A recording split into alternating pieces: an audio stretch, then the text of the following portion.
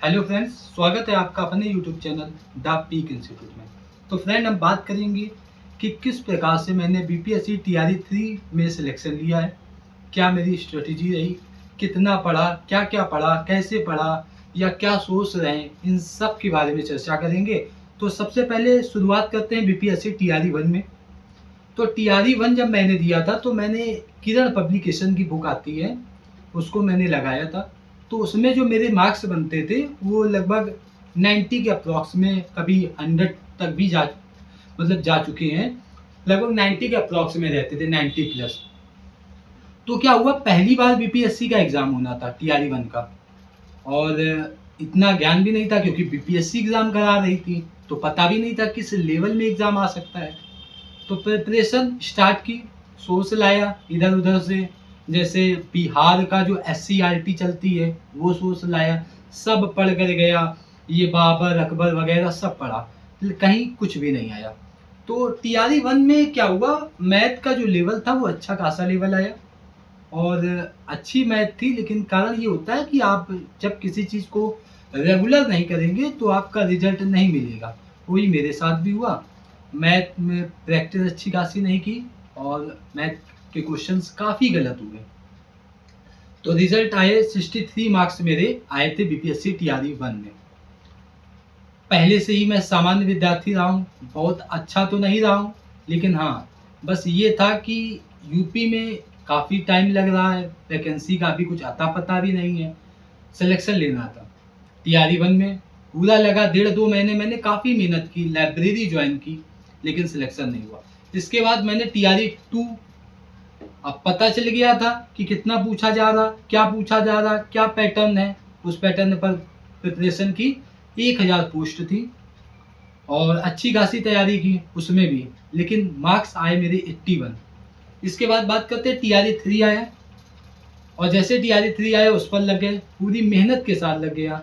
लेकिन क्या हुआ कि मेहनत तो बहुत की, लेकिन वो होता है ना कि एक बार एग्ज़ाम हॉल में जब आप बैठते हैं, उस टाइम अगर आपका माइंड अच्छे से क्लिक करेगा तो आप नंबर ऑफ क्वेश्चन काफ़ी ज़्यादा अटेम्प्ट करेंगे और करेक्टली अटेम्प्ट करेंगे। तो उसमें मेरा स्कोर अच्छा खासा नहीं बना। जो लीक वाला था, टीआरई 3 का लीक, उसमें मेरे मार्क्स बने थे 78। क्योंकि कारण क्या था कि मैंने, जो आपको जैसे सब्जेक्ट आता है, जो बहुत अच्छा आता है, अगर वो आप जिस दिन गलत कर दोगे ना, उस दिन आप सिलेक्शन से दूर हट जाओगे। फिर आया टीआरई 3 का जो री एग्ज़ाम हुआ, उसकी तैयारी में लगा हुआ था काफ़ी टाइम से, क्योंकि 3 बार टीआरई के एग्ज़ाम दे चुका था, बीपीएससी का पैटर्न भी समझ चुका था। तो जब इस बार मैंने एग्ज़ाम दिया तो पूरे फ्री माइंड से दिया और अच्छी मेहनत के साथ 85 मार्क्स मैंने पाए, 85 मार्क्स मेरे आए। तो क्या पैटर्न रहा, क्या पढ़ा मैंने और किन किन चीज़ों को पढ़ा, कैसे नोट्स बनाए, ये सब चीज़ें मैं अब आपको बताऊंगा। तो देखिए, सबसे पहले आपको यह पता होना चाहिए कि बीपीएससी में क्या क्या आता है।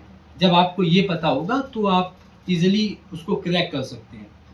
तो जैसे बात करते हैं मैथ की, 16 क्वेश्चन मैथ के आते हैं, साइंस के भी 16 क्वेश्चन आते हैं, इसके अलावा आईएनएम के भी लगभग 15-16 क्वेश्चन आते हैं, करंट अफेयर के भी लगभग 16 क्वेश्चन आते हैं, इसके अलावा रीजनिंग के भी 16 आते हैं। तो ये टोटल आपका बन गया जाके 16 5 जा 80, यानी 16 50 80 नंबर तो ये आपके बन गए। अब बचे 40 नंबर। 40 नंबर में आपकी जीके भी आएगी, पॉलिटी भी आएगी और पर्यावरण आएगी, ये 3 चीज़ें। तो मैंने डिवाइड किया, क्योंकि कारण ये होता है जैसे आपकी मैथ अच्छी है तो आप कोशिश ये कीजिए कि मैथ का कोई भी क्वेश्चन गलत ना होना पाए। अब देखिए, लाजमी 1-2 क्वेश्चन गलत हो सकते हैं।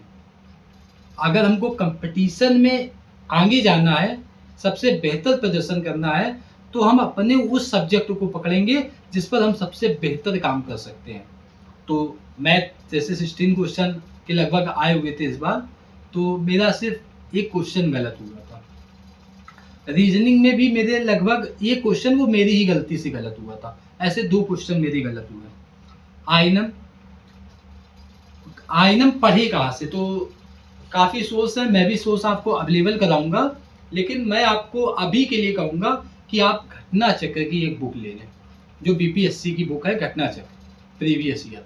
और उसको कम से कम 5 से 6 बार आप उसको लगा डालिए, बार बार रिवाइज करिए 5 से 6 बार पूरी बुक। 5 से 6 बार मैंने लगभग ऐसे ही 6 बार तक लगाई थी और काफ़ी प्रैक्टिस की थी।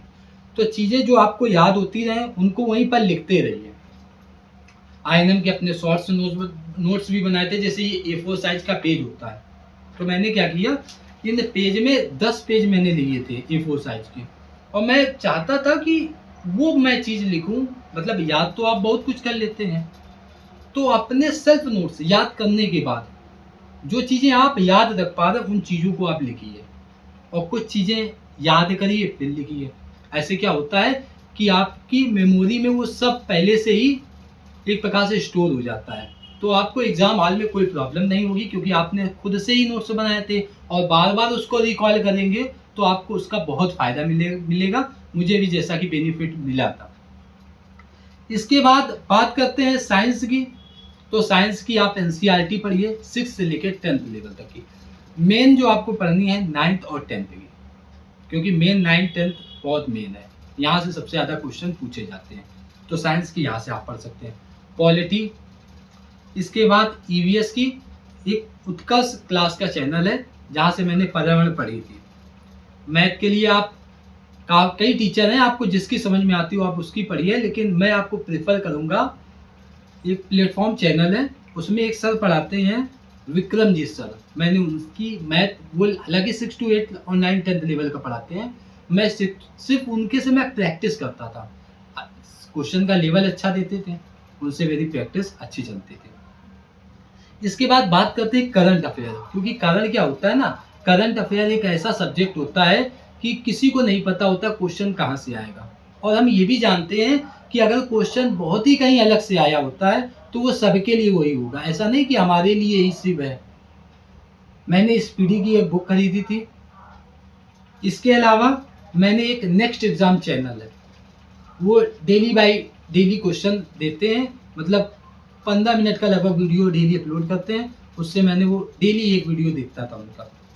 और शंकर सर अच्छे टीचर हैं, पहले किसी और प्लेटफॉर्म पे पढ़ाते थे, अभी पढ़ा रहे रिसेंटली में कोई चैनल है, उसका नाम नहीं याद आ रहा क्योंकि उन्होंने अपना चैनल बदल दिया है, किसी दूसरे प्लेटफॉर्म पर आ गए हैं। टीचर्स अड्डा करके कुछ ऐसा चैनल है, या अफसर्स अड्डा करके चैनल है, उसमें आप पढ़ा रहे हैं। कारण वो रिवीजन अच्छा कराते हैं, और मैं ये कहूँगा कि अगर आपको रिवीजन अच्छा खासा करना है तो आप उनसे जरूर पढ़िए, क्योंकि वो रिकॉल कराएंगे, बार बार वही क्वेश्चन लाएंगे, तो आपको अच्छी तरीके से क्या होंगी, चीज़ें याद हो जाएंगी। इसलिए वो बेस्ट रहेंगे उसके लिए, करंट अफेयर के लिए। मैंने उनको रेगुलर फॉलो किया, मैराथन भी देखता था, उनकी भी देखता था, और जैसे किसी की आ गई मंथली मैराथन या 6 मंथ की मैराथन तो उनको भी देखता था। इस प्रकार से जो TRE 3 का लीक वाला था ना, उसमें मेरे सोचिए 16 या 15 क्वेश्चन थे करंट अफेयर के। एक क्वेश्चन ही जहाँ तक गलत हुआ होगा, मेरे सारे क्वेश्चन सही थे। इतनी अच्छी मैंने करंट अफेयर कर ली थी, क्योंकि लगभग 6 मंथ या 4 मंथ का ही पूछा जाता है, बहुत पुराना नहीं पूछते हैं। और अगर बहुत पुराना आएगा तो वो सबके लिए होता है, ऐसा नहीं कि आप ही नहीं कर पा रहे हैं, कई लोग होंगे जो उस क्वेश्चन को नहीं कर पाएंगे। तो इस प्रकार से जीके के लिए आप क्या कर सकते हैं, एक टारगेट विद आलोक चैनल है, आप वहाँ से बहुत पुराने वीडियो पड़े हुए हैं, उनसे पढ़ सकते हैं। इसके अलावा जैसे कुमार गौरव सर हुए, इनकी देख सकते हैं। तो ये सब चीज़ें आप इस प्रकार से आप अपनी तैयारी करेंगे। मैंने भी ऐसे ही तैयारी की थी, सेल्फ स्टडी की थी, इधर यूट्यूब से ही अपना मटेरियल खुद उठाता था, बुक से उठाता था और खुद प्रिपरेशन करता था। NCERT ले आया था 6 से लेके 10th लेवल तक की, उनसे पढ़ता था। तो ऐसे मेरी साइंस भी अच्छी रही, तो ओवरऑल मेरा 85 स्कोर बना, और यही स्ट्रेटजी मेरी थी। और आपको बुक के लिए तो नेक्स्ट वीडियो बना दूंगा, जिसमें आप ये देख पाएंगे कि कौन कौन सी बुक चाहिए आपको, या किससे आप प्रैक्टिस कर सकते हैं, या प्रैक्टिस के लिए किसका कोर्स लेना चाहिए, जैसे टेस्ट वगैरह आपको देने हो। तो इस सब के लिए नया वीडियो बनाऊंगा। तब आज के लिए इतना ही, धन्यवाद दोस्तों।